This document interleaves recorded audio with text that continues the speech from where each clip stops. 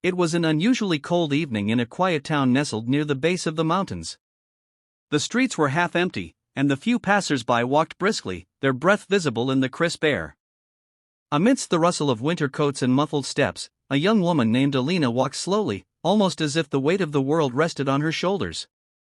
Her coat was worn at the edges, her shoes had holes in them, and she carried a small paper bag clutched tightly to her chest. Inside it was her only meal of the day, a sandwich and a small bottle of water. She had been struggling for weeks. After losing her job at the local diner where she had worked for 3 years, she found herself on the edge of homelessness. Her savings had dried up paying rent, and she had sold whatever she could to afford food. Today, she managed to buy herself one simple meal after cleaning a neighbor's porch for a few dollars. Alina reached the park bench where she often sat during the evenings. It gave her a little sense of comfort, even as life spiraled into uncertainty. The bench faced an old fountain, no longer working, but still standing strong, like an echo of a more hopeful time. She sat, sighed deeply, and opened the paper bag. As she unwrapped the sandwich, a figure caught her eye. Across the path, under a tree, sat a man with disheveled hair, his clothes torn and soaked from the melting snow. He looked older, maybe in his 50s, with eyes that had clearly seen too much. He wasn't begging. He wasn't even looking around. He just sat there, shivering, staring at the ground. Alina hesitated. Her stomach growled, and she felt the familiar emptiness gnawing inside her. She looked at the sandwich, then back at the man. He hadn't noticed her yet. She stood up, walked slowly across the path, and stopped a few feet from him. Clearing her throat gently, she spoke. "Hey, are you okay?" The man looked up, surprised, as if he hadn't heard a human voice in days. His eyes were tired, but he nodded slightly. "I'm fine, miss. Just cold. Thank you." She looked down at the sandwich in her hand and took a breath. Then, she knelt and held it out to him. "Here, take this. It's fresh. I just got it." His eyes widened, and for a moment, he looked like he might refuse. But then he slowly reached out and took it, his hands trembling. Are you sure?" "Yeah. I'll be okay." She offered a small smile, stood up, and turned to walk back to the bench. Her stomach protested, but her heart felt oddly light. As she sat back down, watching the man take small bites of the sandwich, tears welled in her eyes, not from hunger, but from the strange beauty of the moment. She didn't have much, but she had something to give. Minutes passed. The man finished the meal, looked over at her, and with a hoarse voice said, "Thank you, miss. That meant the world to me." Alina nodded. "It's nothing, really." But it wasn't nothing. Unknown to her, someone else had been watching from across the street. Inside a small bakery, a middle-aged woman named Grace stood behind the counter, having witnessed the entire exchange through the fogged-up window.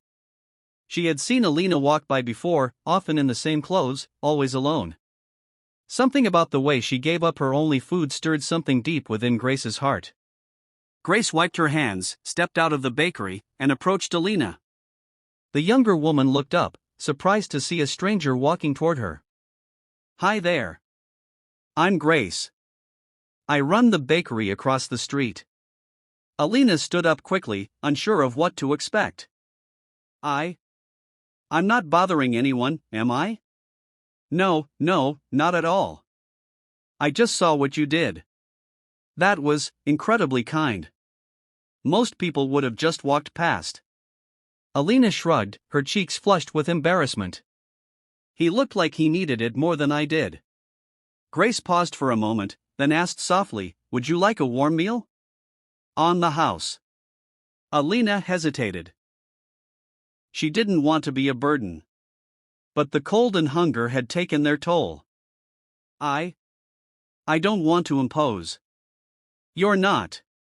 Come on. Please." Alina finally nodded, and they walked together to the bakery.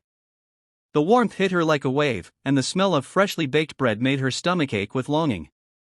Grace sat her down, poured her a hot cup of tea, and served her a bowl of soup with thick slices of buttered bread. Alina ate slowly at first, then, overcome with gratitude and hunger, she finished everything in minutes. "You must have been starving," Grace said gently. "It's been a rough few weeks." Grace listened as Alina shared her story, the job loss, the struggle, the loneliness. She didn't interrupt, just listened, nodding and occasionally touching her hand in comfort. After a pause, Grace smiled. "I've been looking for someone to help around the bakery. It's not a lot of hours, and the pay isn't huge, but there's food and warmth and a little bit of hope. Would you be interested?" Alina blinked, unsure if she'd heard correctly. You're offering me a job?" "Yes. And not because I pity you. But because anyone who gives up their last meal for someone else is the kind of person I want on my team." Tears streamed down Alina's cheeks as she nodded. Yes, I would love that." The next morning, Alina showed up on time, dressed in the best clothes she had. Grace handed her a clean apron, taught her how to knead dough, mix batter, and greet customers. Within days, Alina's natural kindness and warmth made her a favorite among regulars. She smiled more. She laughed. She felt, for the first time in months, like she had a purpose again. And the man in the park?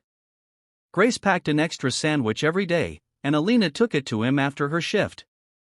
Slowly, he began to speak more. His name was Walter. He had once been a teacher but had lost his wife, fallen into depression, and lost everything. But the daily visits, the warm food, and the simple kindness began to heal something inside him. Months passed. Alina saved enough to rent a small room. Walter started volunteering at a local shelter. Grace's bakery grew more popular, and she hired more people, many of them with stories like Alina's. The bakery became known not just for its bread, but for its heart. One afternoon, a journalist came in, curious about the growing buzz around the shop. After hearing the story, she wrote an article titled "The Girl Who Gave Her Last Meal and the Bakery That Gave Her a Second Chance." The article went viral. People from all over the country sent messages, donations, and offers of support. Grace used the extra funds to start a program that helped employ and feed those in need. Alina became the program coordinator. Walter taught reading classes at the shelter and mentored young kids. And all of it, every beautiful ripple, had started with a single act. A sandwich.